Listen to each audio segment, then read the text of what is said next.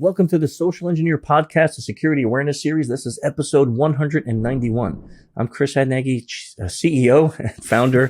I forgot even who I was for a second, but I am Chris Hadnagy, I think, last time I checked. And I am the CEO and founder of Social Engineer LLC, the Innocent Lives Foundation, as well as the Institute for Social Engineering. I've been hosting this podcast since 2009. And this series, as you all know, our trusty Scotsman is always here with us, Ryan McDougall. Nice to have you here. Thanks, Chris. It's good to be here. I'm the Chief Operating Officer at Social Engineer. I'm also the lead open source intelligence trainer, and I've taught multiple public and private classes over my tenure here. I've also been in the information technology field for about 24 years, with the last 9 being focused on adversary simulation and security awareness. And glad to be here. All right, thanks for joining this time, Ryan. If quick sponsor messages and some announcements before we get right to the guest. As you know, this episode is sponsored by Social Engineer. So if you're looking for anything to do with social engineering services, maybe your company needs help in recognizing phishing, or smishing awareness programs, or you're looking for red team or SE teaming adversarial projects, or you're looking for training for your teams on social engineering, you should check out social-engineer.com. Site is really easy to navigate. We just redid it, so you can get around there, check out what we do, how we do it. You can feel free to reach out if you're interested in talking to us about that. But hop on the page and chat with us about what things you're needing. We've been more than happy to help. Also, if you're an enthusiast about social engineering and you'd like to talk about it, you should join us on our Slack channel. We now have well over a couple thousand people, or maybe close to a couple thousand people on that Slack channel every day, talking about things like the psychology of social engineering, phishing vectors. We got people trying to break into the field and getting careers. We have a job board on there. We even have a small group of people that meet once every 2 weeks to do practice sessions on social engineering. It's quite amazing when we see that Slack channel. If you don't see it in the show notes, you can ping me on Human Hacker on Twitter or ping Ryan on Twitter, and we'll be more than happy to get you that link so you can join us there. I also want to invite everyone that's listening to go check out the Innocent Lives Foundation at innocentlivesfoundation.org. The team over there, their mission is to help law enforcement around the globe track and geolocate people who are trafficking children and creating child abuse material. And I'm really proud to say that as of right now, we are over 470 cases that we've worked with law enforcement. And I'm really proud of that, because that means that we've helped identify those many predators and handed those cases over to law enforcement so they could be arrested and apprehended. If you want to support the work with voluntary donations, you can check that out. Or if you want to volunteer to help us out, you can do both of those things at innocentlivesfoundation.org. Last but not least, since we're talking about ILF, and if you're listening to this podcast on Spotify, iTunes, or one of the other audio delivery for this podcast, and you're hearing the wonderful sounds of the best rock and roll band on the planet, Clutch, and our intro and outro music. As you know, personally, if anyone knows me, I'm a huge fan of them and have been forever. Well, they were nice enough to let us use that song, and Neil and the whole band are big supporters of ILF. They even on their Spotify have all their donations from that go right to ILF. So we love to give them a shout out. Check them out at pro-rock.com, and you can see their tour, get some of their songs, jump on Spotify, listen to them, and it will change your life. I guarantee you. Okay, now let's do it. Ryan doesn't say much. When he says it, you should listen, right? That's all there is to it. You can't ignore the Scotsman. Okay. Nope. Now, let's talk about our guest today. So our guest joining us is Steve Orrin. Steve is a respected IT executive with over 30 years of experience in cybersecurity solution architecture, visualization security, and federal project management. Steve earned a bachelor's degree in honors research biology. And we're going to talk about that because I don't have nothing to do with InfoSec. I want to know, how does a biologist end up in InfoSec? He currently serves as the Federal Chief Technology Officer and Senior PE for Intel Corporation, as well as a key advisor and subject matter expert in the emerging technology space, providing guidance for the public sector, defense, and intelligence communities. That's a lot. So let's talk to Steve. Steve, thanks for joining us here today. Thank you, Chris and Ryan. It's a pleasure to be here today. I think we got to start off with the first question, which I always ask the same one, but it's like, okay, especially you, biology degree? How did you end up as this lead technology, federal chief technology officer for Intel when you started off as a biologist? Well, it's a very good question, Chris. And we all wind an interesting path through our careers and through our lives. And for me, it started early, actually, in the late 80s when I sort of had to figure out what I wanted to be when I grew up. And my two loves at the time were biology and hacking and computers. And at that time, there wasn't really a career to be had in computers. Matter of fact, at that very moment when I was sort of trying to make a decision from colleges and where to focus on, there was a glut of COBOL programmers. They were all getting laid off. And so Yes. I took some advice from my parents and some peers, and they said, there's never an out of work doctor. And so I went the path. I did research biology, looking at sort of molecular biology, biochemistry. It was really fascinating.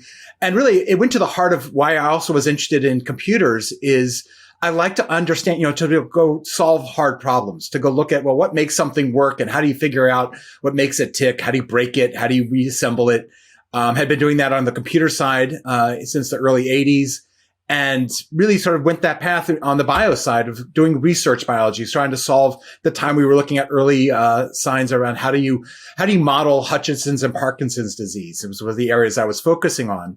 And around the time that after I graduated and was doing graduate research, I had my grant run out and it was time to renew. And I was thinking about which med school to do the next phase of my career, process with. There was a guy who had some money, was thinking about doing a startup. This was, of course, 94, 95. So pre-Netscape IPO, really early days. And I thought, this would be something fun to do for a year. I'd make some money to put aside for med school, which is expensive. So I'll go do this. I'll take some time off and try this thing. And needless to say, it was an exciting time to be, in a startup in the early 90s. After 3 months, fell in love with it, went all in, co-founded the company with him, and we started an encryption company back in the day. We were the first to have a UI for desktop encryption. We beat PGP to that one. Wow. And then we're sort of working on trying to make encryption easy for a lawyer or an accountant to use. And then from there, it just spiraled to where I did multiple security startups. My next startup was in mainframe security, so the opposite end of the spectrum from desktops. Then in 2002, got the opportunity to take over as CTO for Sanctum and help create the web application security market. And so the application scanner and the application firewall that we created back then became the de rigueur for what drove that industry. And from there, went and focused on XML security, and then got acquired by Intel in 2005. And really was going to do my 6-month sentence and then go do another startup because I was a serial entrepreneur at that point. And at the president of the division at the time, Renee James, came to me and says, "Well, Steve, what do you want to do?" And I said, "Well, I like being a CTO. Intel has a good one. So it's not like I'm going to take his job, but that's the kind of thing I like to do. I like to go solve hard problems." And it worked out that she was standing up a new division at that time to go do what they call pathfinding, looking at sort of that short-term horizon. If you think about Intel was always looking at the 5 to 10 year horizon for new research, new technologies, or it was what's coming out the door in the next 2 years. And there was this gap between the 2 to 5 year horizon of innovations that could be done on existing hardware or with new software tools. And so she gave me the task to sort of drive the security pathfinding. And so I did that for 9 years, and it was a fascinating ability to sort of, the joke was if it wasn't hardware or biosecurity, it was Steve security. So all the virtualization, cloud, anti-malware, web security, all those fluffy areas that ride on top of the chip was our domain to go play and to innovate. And so I got to do that and with Intel's budget for 9 years and deliver some really game changer technologies into the market along the way. And then from there, got the opportunity back in 2013 to stand up a new technology division for the federal space and to be able to look at how do we solve a big customer's problem across all of our technologies, not just security, although security is a key aspect of what the federal government needs, but looking at AI, high performance computing, cloud, and everything that Intel plays in. So I got the biggest toy box in the world for a very important customer.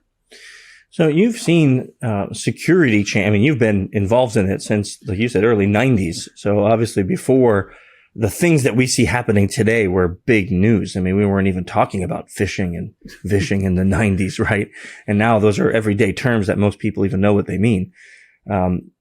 How have you seen that change in your space? Like, you're talking like you're in very big companies, you're in federal government. What has been your noticeable trends in these type of attack surfaces as you've seen security kind of evolve and emerge in the spaces you've been in? So it's a very good question, Chris. And I'll pick on the federal government as a really interesting place. in some respects, the federal government is equivalent to every other vertical market you could try to sell into or try to provide technologies to. If you think, well, I only deal with financial services. Well, you have the IRS and you have parts of the banking systems that are all reliant on SEC and other regulations. So there's a large banking kind of environment. You want to talk healthcare. The VA is the largest insurance and healthcare provider in the country and potentially in the world. You want to talk about logistics. You can't get more complex than DoD, Defense Logistics Agency. So they have all the big problems that you'd find anywhere in the industry. And at the same time, they have all the kinds of threats that you'd normally see in an enterprise, plus the fact that they are the federal government. So they're targeted at that next level of the nation states, the activists, the organized crime. Everyone is coming after, the big juicy target there. So they have all the complexity of every vertical and practically every kind of software architecture you'd imagine is somewhere in the federal government, whether it be wireless, software defined, cloud, edge computing, you name it, they have it. And they have it in various different flavors, multiple open source commercial products. So they have a huge challenge and it's a rich target. When you think about some of the classic attacks like phishing, phishing is equally a problem for the federal government as it is for enterprise. Oftentimes that's the way in the door. Whereas one of the things you'd see as a difference, oftentimes the results, so after the phishing attack, whereas in a bank or, a retail organization, it's about getting after the data, doing a ransomware download, something like that. In many cases in the government, it's a much more insidious, target. They're trying to do disruption. They're trying to do intelligence gathering, because the mission of the nation state actors are really trying to target the mission. But the techniques are a lot of the same. It's, phishing to get in the door. Maybe it's some social engineering. A lot of times it will be vulnerabilities. Sometimes they will be 0 days. And then the lateral movement, you can start to track the kind of thing, the techniques. And I think the challenge for the federal government has been, and we've seen this bleed into the commercial space in the private sector, is the techniques that you normally say, well, that's a nation state. So that, we could say that's coming from a nation state, have bled out into organized crime and into hacktivists. So it's hard to differentiate, is this attack where they're coming from, what their motives are, because the techniques, the mechanisms, and oftentimes the collaboration that we're finding on the adversary side is up and down the stack. Are you finding that the human factor is being focused on more by nation states now than software or hardware vulnerabilities? Or are you finding it's still split between them? I think it's still split. I think when you look at the targeting, a lot of times the human factor is gaining of intelligence about the humans. And so we've seen that, whether it be the OMB attack from a few years ago and various other targeted attacks about gathering data about people who work or have worked in the government. There's definitely a focus on that human side of the intelligence gathering. But at the same time, a lot of they have, and oftentimes a more coordinated training to detect the phishing, or to, people a little bit more aware of when someone's talking to you in a bar that they may have ulterior motives, than you would say someone who works at a local regional bank kind of thing. So that they're a little better trained, but you still see those techniques being used across the board, and humans are humans. So, sorry, Ryan, were you going to? Nope. Total agreement. Humans are humans, and it's always going to be a threat. So it's interesting to hear the differentiation between how the federal government kind of deals with those threats versus the private sector. There may be similarities, but there's definitely unique differences there. Yeah. And the training that, like all federal employees are given training. And it's, again, a lot of those trainings we do see in the private sector commercial, that some of the same companies do training for both. But I think there's a heightened awareness oftentimes, if you're a federal employee, to know that you are a target. If there was a person, let's say, starting off in their career and they're about to become what you are now, right? So they're going to take this role. They're going to be an advocate. They're going to help come up with new security programs for their organization. Can you think of maybe 1, 2, or 3 pieces of advice that you wish you knew way back when you started this, when you were back in the 90s, when you were just joining, or when Intel was just taking you over and they said, what do you want to do? Is there anything that you can think that you wish someone had said to you that would have helped you really advance? So I think there are a couple of things that have been very helpful throughout my career. Some of it is some advice that I was given early on.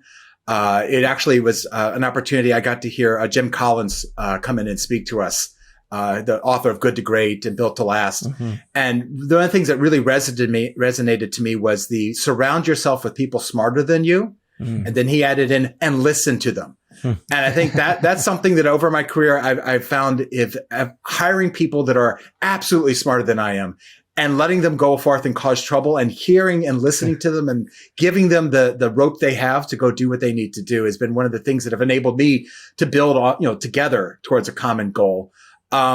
The other thing that I think was really helpful is listening to the customer. And that customer can be, if you're an ISV, a product provider, listening to your customers. If you're an IT organization, listening to the business, you understand their problems.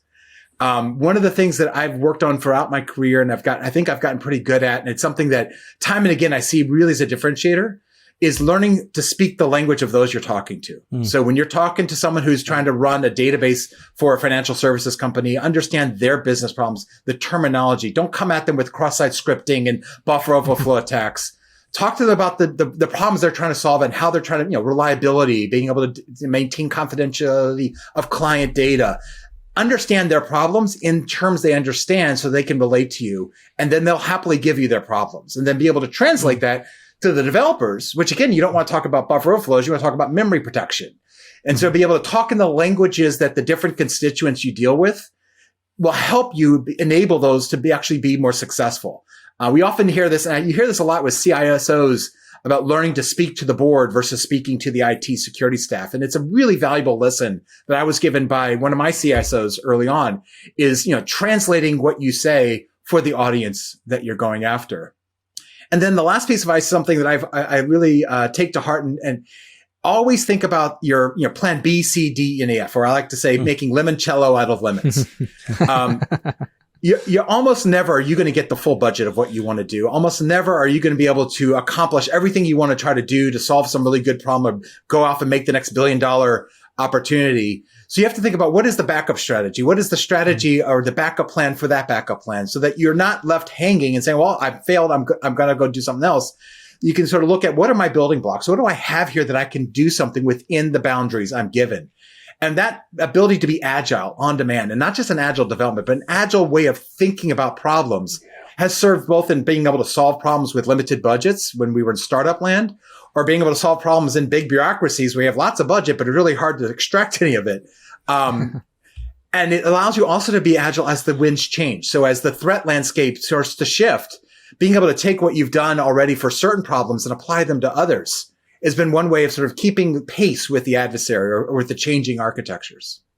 So I love these 3 pieces of advice. So I want to kind of talk about each one a little bit. Your first one, you said hiring people that are smarter than you. That's going to take some ego suspension, right? Know that you're their boss, but they're going to be better than you at a lot of their tasks. And how do you get past the idea of not worrying that, well, someone's going to go, man, they're better than Steve. Why don't they have Steve's job? What makes you not worry about that? If I'm doing my job correctly, I'm hiring people who can take over for me when I'm hit by a bus. And so the goal is you have to think about not how you're going to protect yourself, because that's, again, limited thinking. It's how do you catapult your team? Because if they move up, you move with them.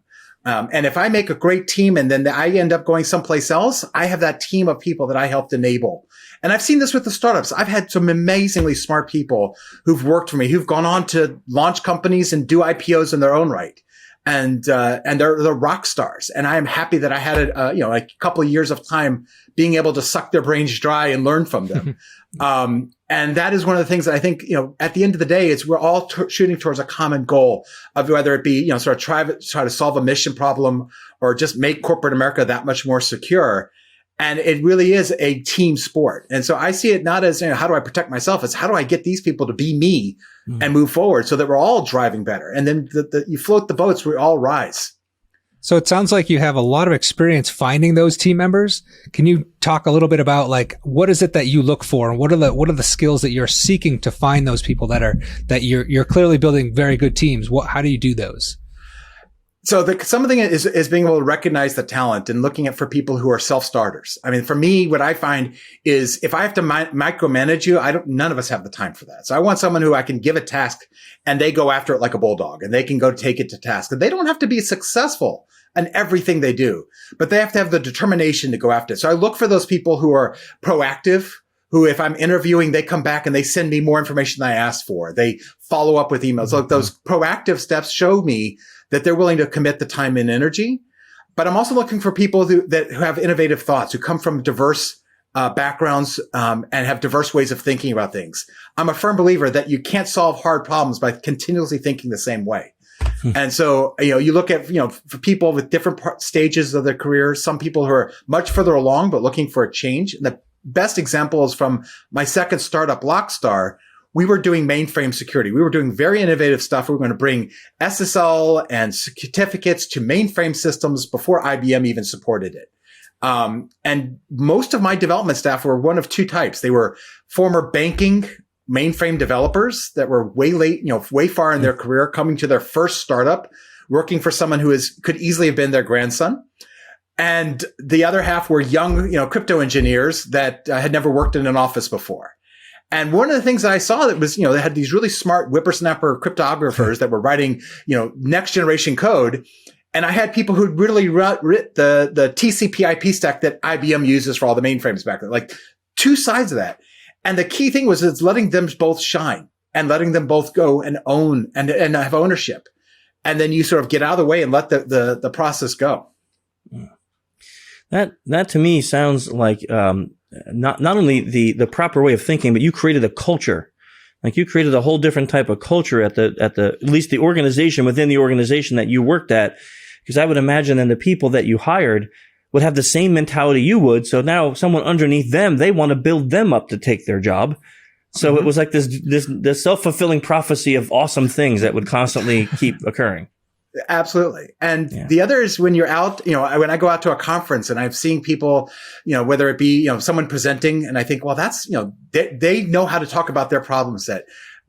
I have no problem going up and introducing myself, saying, and at least giving them my card and saying, hey, if you're looking for opportunities later, it's about the network and reaching out to smart people whenever you can.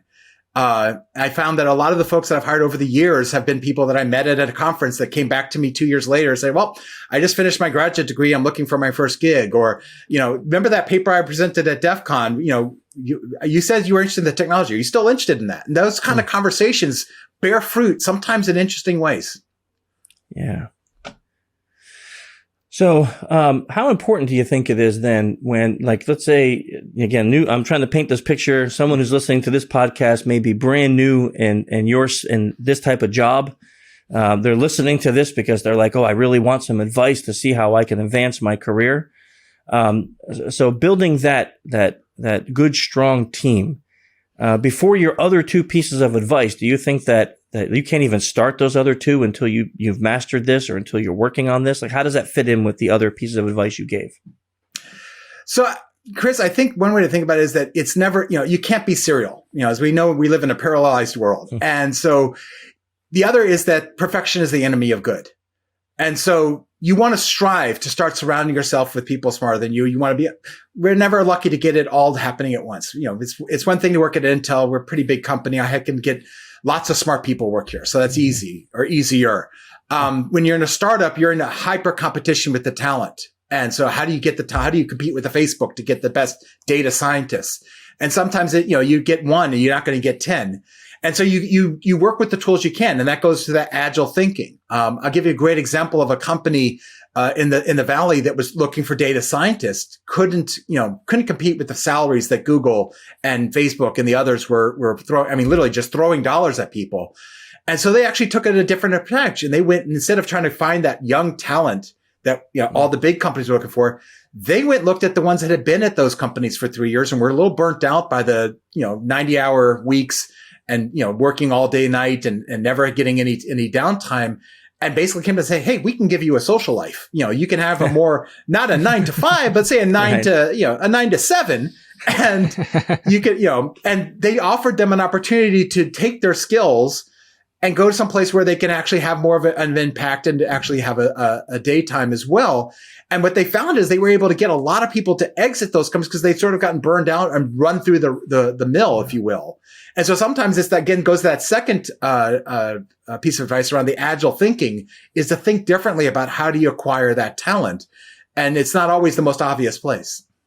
That's a really good piece of advice. I think for us, we talk about this a lot here where, we see a lot of companies who the dollar signs will be huge. But then when you talk about, what's the work environment like? And like you said, these are 70, 80, 90 hour plus weeks. And sometimes I even heard this once from a company. The mentality is, well, look, you put your 5 years in, then you can spend time with your family. And my thought was, I won't have a family in 5 years if I work like that. They're going to walk out the door. So that's not a great solution for someone like me. So I love that thought, because you're saying, like, look, maybe it's not all about the dollar sign. It's what benefits are you giving them and what life are you giving them? I would gladly take free time with my family for less money than I would more money and no free time. Exactly. Right? You can make all the money in the world, but if you don't have time to spend it, then what does it matter? Right? Yeah. And oftentimes people don't do the actual math. You think I'm getting paid X amount of dollars for a 9 to 5, or actually, you're getting paid those dollars for a 90-hour work week. If you were to divide that up, it's not as great a package as you think when you think about the hours you're putting in. Yeah. I once talked to a guy who he did that eventually after years of working, and he was not making much more than if he had went and just got like a small job at like a burger flipping place. And it's like, it looked really great, but he literally had no life. I mean, the guy almost lived at the office. It's like, that's not enjoyable for any of us. We want to have that time off. So it sounds like, a lot of what you're saying, besides that ego suspension and picking the right people, it's creating a culture that people feel comfortable in both succeeding and failing.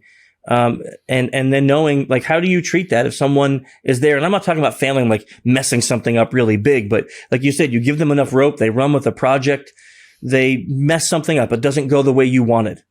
What's your advice on how that can be handled to be the best? So it goes back to this idea of, fail fast, fail often, fail forward. We've heard that before. And when you're doing pathfinding or innovation, you have to have that mentality, because let's face it, you're never going to solve the problem with the first try. And so part of it is learning how you pick up the pieces and leverage what you have and do something. And I've seen this happen multiple times, and even at Intel, where we've tried to go solve a really hard problem, and we set a goal. We're going to be able to do 100 gigabytes of throughput without packet loss or something like that. And if you spend a year working on it and you realize that's just not possible with the technology as it exists, or there's too much complexity in the system. Part of it is understanding, well, okay, do you then, reduce your scope and say, okay, we're going to hit, 50 gigabytes. Yeah. Or do you say, well, what did we accomplish? Well, we picked up something that actually can move things really fast between memory and the chipset. There's value in the pieces. And that's one of the things I think we find with the successful, innovative companies is not that they solve the biggest problems in the world. That does happen. But the really successful companies understand that the building blocks they built along the way have as much value as maybe the end goal, and then have the mechanisms for making those success. So I had an engineer working on me on a very complex network product.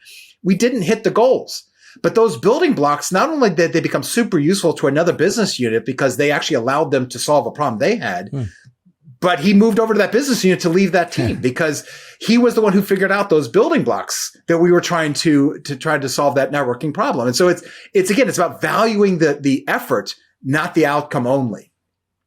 Yeah, that's a really valuable piece of advice. You've given quite a few valuable pieces of advice today that I think can really help anyone starting out in this. And I don't think they apply just to if you're a pathfinder or if you're a CISO. I think kind of like in this field of security awareness, I think an InfoSec, I think the advice you gave can kind of apply if you're managing a team of any type. And this can work. We've been talking a lot about a lot of the things you said here, even in our smaller company, nowhere near the size of Intel, but applying those same building blocks because you want to be able to duplicate that. You want to be able to say, hey, our senior team leader moves up the ladder and now we put a new person there. And can you keep doing what was being done so awesome there already because there's already an established product, if you would, or process there in that department. But it starts with that culture. So I think that's a really valuable piece that you're saying there. Absolutely. And security is a really interesting area that is different from certain other trades in that, you can have fun breaking the stuff and learning about how things work, being able to, picking up and being proactive and getting Kali running on your local desktop and playing around with it off the company network, of course. But really? Is that what you're saying? I don't have those what, rules. Ryan, what? But it affords itself the opportunity to keep learning. And so there's always an opportunity. And I find that some of my, a lot of my engineers that go off and spend time learning things, they become the expert in an area that they can then bring that knowledge back to the team. And then there's opportunities of growth as you find what is your thing to own. You are the expert in network security threats, or you're the expert in data movement, just understanding how data moves across the system. That's a unique viewpoint, whether it be from a security perspective or a performance perspective, that has applicability in many areas. And we see that sort of cross domain kind of thing. But I think one of the things I love about cybersecurity specialists and InfoSec people is that by nature, we have a need to figure out how things fall apart. And I think that need, that drive is what really drives a really good security, not just the developers, the pen testers, the IT ops, is all having that sort of that inquisitive side, to be able to go, figure out how things fall apart. Cause you really, as I was told early in my career, Bruce Schneier said, don't build me a crypto system, break one first. And you have to understand how things fall apart before you can fix them. Yeah, really valuable. So I think that piece, you also said it before, that you want to find these people that are self-starters, that are self-motivators. Because if you don't have someone self-motivated or self-starting, you're not going to get that thing you just said, where someone goes out to become the expert of this to then bring it back to the family. Because that takes time. That, like you said, you're not doing it on the corporate network, maybe not during 9 to 5. Like I know when I was taking the OSCP, that was like my all night gig. That was like, that's what I did after work, for 8 hours a night, until I passed, which was way too long. But, well, that's another story for another time, but that became the thing that I wanted to practice and do. And you need to have those people, from what you're saying, that will make that their passion. So they actually want to do it, not because they're tasked. Yeah, absolutely. And, one other piece around that, and one of the people I mentor is a security person, but she is excellent at details and at creating sort of these, we be the Gantt charts and understanding program management. And so while she's a security professional, her ninja skill is figuring out how to get a project on track and enabling her to be successful in being able to drive projects for the security. So she speaks their same language. She loves to hack. But at the same time, the thing she gets passionate about is, the sort of logistics of timeframes. And it's, again, sometimes the ninja skills aren't always classic hacking. It's take advantage of the skills the team brings to you. Yeah. Yeah. No, I love that. You just mentioned the word that kind of brings up a question that we ask as we get near the end of this is, many of us, actually everyone I speak to, none of us got to where we are today without somebody mentoring us. Maybe it's more than one person. But do you have any mentors in your career that you're like, man, if this person didn't help me, I would not be standing right here today? I think there are two that come to mind. So early in my career, Bruce Schneier was a mentor to me. And he helped me on the cryptography, but also understanding the world of how cryptography gets applied. And he was a really amazing early mentor. Like I said, I stood at his footsteps and tried to suck as much brain knowledge as I could. And then later in my career, Dave Riss, who was a senior technologist at Intel, had been, as we joked, had been here since the concrete had been poured, and really understood just the dynamics of how things get built. And so he was a great mentor to sort of point me as when I wanted to understand, how does BIOS work? He knew how to do, who was the right people to, he guided me to learn big company, because I had come from small startups. My most successful one was only about 250 people. To go to a 115,000 person company was a big transition. And Dave was an absolute, when I first showed up, one of my partners from an early company was working at Intel, and he said, "Hey, you should go talk to Dave Riss. He knows where all the bodies are buried," and he did. Well, he was there when they poured the concrete, so he had to know, right? No. Exactly. That's great. That's great. Thank you for those. One of the other things, our listeners for the last 13 years in doing this podcast are avid readers. So we like to ask if you have any books that you love, and they don't have to be about anything you spoke about today. They can be. They don't have to be. If you just read a book recently and you're like, man, that was a great book, I want to recommend that. Feel free if you have any books that you'd like to recommend. So there's one that I always recommend, and I did mention earlier, is Good to Great. It was, for me, coming, not being a business major, coming from the biology and transitioning technology, just sort of hearing the way that he talks about how companies, the right kind of companies operate and how successful leaders operate within those companies was eye-opening to me. And it doesn't matter what industry you're in. If you're in, high tech or in meatpacking, his techniques and his guidance apply. So Jim Collins' Good to Great, Built to Last were milestone reads for me. And it was funny when my CEO at the time, Peggy, said, "Hey, I want you to read this nonfiction business book." I looked at her like, "Are you crazy?" like, why? And she said, trust me, you're going to want to read these. And so I did. And I can't thank her enough for forcing them on me back in the day. And then, there are books that you sort of read at a moment in time. We all sort of, when we started in the industry, applied cryptography was one of the Bibles that we all sort of, the first read and sort of getting your feet wet. Nowadays, honestly, a lot of the best content comes from conference presentations and white papers. And so going and so picking, whether it be SANS or Black Hat DEF CON or ShmooCon or any of those conferences, even if you can't attend, getting access to the material and listening to, podcasts like yours, Chris, and just sort of hearing from others is one of the best ways to keep abreast of what's really going on out there. Cause, there are great books out there, the CISO strategies that was recently put out. But at the end of the day, it's listening to people talk about what's currently going on, the challenges they're having is how you stay up to date on what's real, what's happening in the world of cybersecurity today. Yeah, that's great advice. And because things change so often, listening to current material can really help making sure you're staying current. Yeah, exactly. Yeah. So if people want to follow you or they want to know what you're doing next or, they just really like some things you said, what's the best way for them to follow you or even, touch base with you on the internet? So the best way to touch base with me directly or to see where I'm posting is going to be on LinkedIn at linkedin.com/Sorin, SORRIN.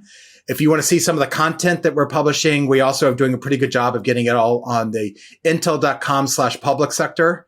So if you go to the intel.com/public sector, it will redirect you to where we have our podcasts and our white papers and, the articles that I write, they typically have that all together there as well. So those are two good ways to track what we're doing in Intel on the federal side. And again, for me, LinkedIn is probably the one I'm curating the best. I have all the others, but I think LinkedIn is where I've tried to be, at least get it all in one place. That's great. Thank you for sharing that. And also that link from Intel. I know a lot of people afterwards, they like to follow up and kind of see what's happening. And if some of the things interested those folks or just some of your thoughts sometimes can spark and we'll get some comments of like, I want to talk more to that guy. So it's nice. And LinkedIn's a great platform for that. So thank you. And thanks for coming on the show today, really, and sharing all your knowledge with us, your experience over the last 30 years, as you said, and coming from a biologist up to a pathfinder in InfoSec. That's quite fascinating of a story. So thanks for coming on and sharing all that with us today. Thank you very much, Chris and Ryan. It was a pleasure to be here today. And thanks everyone for joining us and listening. Join us next month where we'll have another amazing InfoSec professional sharing more knowledge about things we can learn and use every day in our jobs. Till then, see ya.